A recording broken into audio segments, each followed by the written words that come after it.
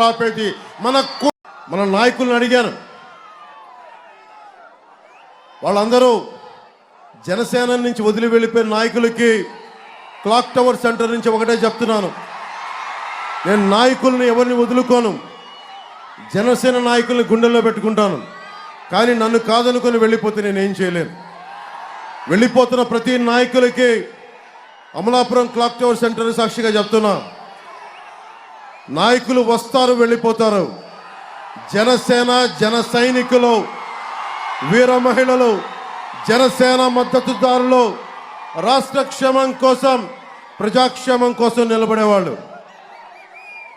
పోయినసారి కూడా వైసీపీ ప్రభుత్వం మన సినిమాలను ఆపేసి ఒకటే చెప్పాను, మనల్ని ఎవడు ఆపేది అని చెప్పి. మన కూటమి ప్రభుత్వం రాకుండా ఈరోజు అడుగుతున్నా, మనల్ని ఎవడు ఆపేది? మన కూటమి ప్రభుత్వాన్ని రాకుండా ఎవడ్రా మనల్ని ఆపేది?